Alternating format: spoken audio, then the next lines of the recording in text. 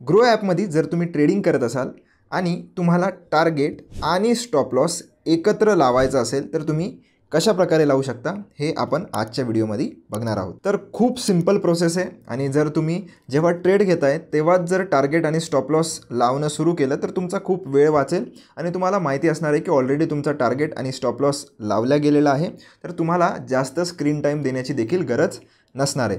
तर यासाठी आपण एक डेमो पर्पजसाठी एक ट्रेड घेऊया आणि त्यात आपण टार्गेट आणि स्टॉप लॉस लावून बघूया।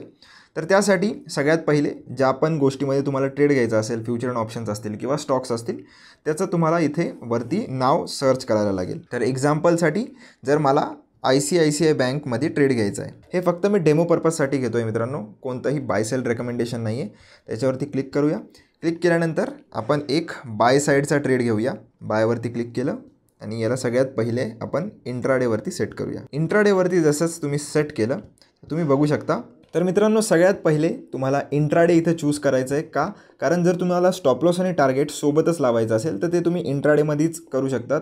डिलिव्हरीमध्ये म्हणजे लॉंग टर्ममध्ये जर तुम्हाला टार्गेट आणि स्टॉप लॉस एकत्र लावायचं असेल तर ते तुम्ही सध्या तरी नाही करू शकत। तर इंट्राडे मी ऑप्शन इथे चूज केलेला आहे। सगळ्यात पहिले आपण इथे क्वांटिटी टाकणार आहोत की किती नंबर ऑफ शेअर्स आपल्याला घ्यायचे। तर मी एक्झाम्पलसाठी इथं 2 शेअरमध्ये ट्रेडिंग करणार आहे, तर 2 मी इथे क्वांटिटी टाकली। त्याच्यानंतर मार्केट ऑर्डर लावायची की लिमिट ऑर्डर, आता दोघांमध्ये काय फरक आहे, ही जी मार्केटमध्ये प्राईस चालू आहे जर तुम्हाला त्याच प्राईसवरती बाय करायचं असेल तर तुम्ही इथे मार्केट ऑर्डर लावू शकता। जर तुम्हाला एक एक्झॅक्ट प्राईस हवी असेल जी मार्केटपेक्षा कमी आहे, सध्या मार्केट आता सुरू आहे 1415 रुपयावर, आता जसं मी इथे लावली माझी प्राईस, तर जर ही प्राईस आजच्या दिवशी मार्केटमध्ये आली तरच माझी ऑर्डर जी आहे ती एक्झिक्यूट होईल, नाही तर ती ऑटोमॅटिकली कॅन्सल होऊन जाईल। तर लिमिट प्राईसमध्ये तुम्हाला हे दरवेळेस लक्षात ठेवायचं आहे की जी पण प्राईस तुम्ही इथे लावताय ती मार्केट रेटपेक्षा कमी असायला हवी, मार्केट रेटपेक्षा जास्तची तुम्ही लिमिट प्राईस नाही लावू शकत। आणि दुसरी गोष्ट की जी पण प्राईस तुम्ही इथे लावली आहे ती मार्केटच्या प्राईसमध्ये यायला पण पाहिजे। मार्केटमध्ये जर ती प्राईस नाही आली तर तुमची ऑर्डर ती पेंडिंगमध्येच राहणार आणि एंड ऑफ द डे ती ऑटोमॅटिकली कॅन्सल होऊन जाणार। तर जर तुम्हाला लिमिट लावायची असेल तर तुम्ही असं करू शकता। मी सध्या तरी इथं मार्केट प्राईस लावणार आहे, तर मार्केटवरती मी क्लिक केलं आणि आता आपण लावणार आहोत स्टॉप लॉस आणि टार्गेट, त्याच्यावरती मी क्लिक केलं। आता इथे तुम्ही जेव्हा स्टॉप लॉस लावताय तर ऑब्वियसली स्टॉप लॉस जेव्हा पण आपण लावू तर आपल्या बाईंग प्राईसपेक्षा तो कमी असणार आहे। तसं मी जर इथं 5 रुपयाची रिस्क घेणार आहे तर 1410चा मी स्टॉप लॉस लावणार आहे, 5 रुपयाची रिस्क, आणि टार्गेट मी त्यासमोर घेणार आहे 10 रुपयाचं, तर 1425चा आपण टार्गेट लावूया। तर ह्या हिशोबाने तुम्हाला फक्त आणि फक्त जी पण तुमची स्टॉप लॉसची प्राईस असेल आणि जी पण तुमची टार्गेटची प्राईस असेल ती तुम्ही इथे पुट करू शकता आणि ती पर्सेंटेज टर्म्समध्ये किती आहे हे डिरेक्टली ऑटोमॅटिकली कॅल्क्युलेट होऊन तुमच्यासमोर येऊन जाईल। आता ह्या सगळ्या गोष्टी आपण लावल्या आहेत। आता सिम्पली आपल्याला बायवरती क्लिक करायचं आहे। आपली ऑर्डर जी आहे ती प्लेस झालेली आहे आणि सक्सेसफुली एक्झिक्यूट देखील झालेली आहे। आता आपण डनवरती एकदा क्लिक करूया तर तुम्ही डिरेक्टली पोझिशन्सवाल्या सेक्शनमध्ये येऊन जाल।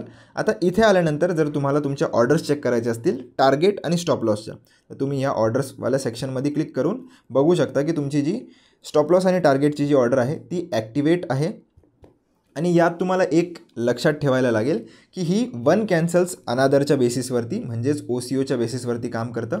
म्हणजे जर तुमचं टार्गेट जर हिट झालं, म्हणजे तुमचे टार्गेट जर पहिले आलं मार्केटमध्ये तर तुमची जी स्टॉप लॉसची ऑर्डर आहे ती ऑटोमॅटिकली कॅन्सल होऊन जाते, आणि जर तुमचा स्टॉप लॉस पहिले हिट झाला तर तुमचा जो टार्गेटचा ऑर्डर आहे तो ऑटोमॅटिकली कॅन्सल होऊन जातो। म्हणजे दोघांमधून जे पण पहिले हिट होणार ती ऑर्डर एक्झिक्यूट होणार आणि जी बाकीची ऑर्डर असेल ती ऑटोमॅटिकली कॅन्सल होऊन जाणार। तर स्टॉप लॉस आणि टार्गेट लावून जर तुम्ही ट्रेड कराल तर मोस्टली तुम्हाला स्क्रीनकडे बघायची काहीही गरज नसणार आहे, कारण तुम्हाला माहिती आहे की स्टॉप लॉस प्राईस तुमचा सेट आहे, टार्गेट प्राईस तुमचा सेट आहे, दोघांमध्ये जे पण हिट होईल ऑटोमॅटिकली ट्रेड तिथं क्लोज होऊन जाणार आहे। तर तुम्हाला जास्त इथं एफर्ट्स घेण्याची गरज नाही आहे। जर तुम्हाला इथं काही चेंजेस करायचे असतील तर याच्यावरती क्लिक करून तुम्ही इथे मॉडिफाय देखील करू शकता। मॉडिफाय म्हणजे काही नंतर तुमचं ठरलं की काही चेंज करूया आपण, तर मॉडिफायवरती क्लिक करून तुम्ही ह्या व्हॅल्यूज ज्या आहेत ते बदलू पण शकतात। जसं तुम्हाला असं वाटतं की आता स्टॉप लॉस थोडा कमी करायला पाहिजे तर मी 1412 वरती केला, मॉडिफाय सेलवरती क्लिक केलं तर ते ऑटोमॅटिकली त्या हिशोबाने मॉडिफाय पण होऊन जाईल। जर तुम्हाला असं वाटतंय की नाही यार कॅन्सल करायचं आहे तर ते कॅन्सल देखील तुम्ही इथून करू शकता। इथं क्लिक करून कॅन्सलवरती जर तुम्ही क्लिक केलं तर ते कॅन्सल देखील तुम्ही करू शकता।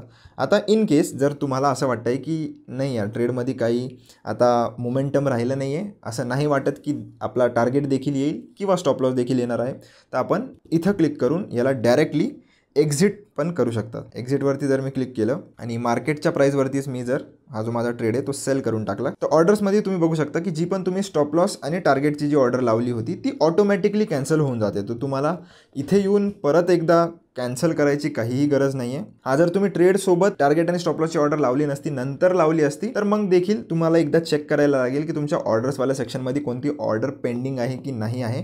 कारण कधी कधी जर तुम्ही ट्रेड मॅन्युअली एक्झिट करतात आणि जर तुम्ही टार्गेट किंवा स्टॉप लॉसची ऑर्डर नंतर लावलेली असेल, तर एकदा तुम्ही प्लीज चेक करून घ्या की ऑर्डर्सवाल्या सेक्शनमध्ये कोणतीही ऑर्डर पेंडिंग नसायला हवी.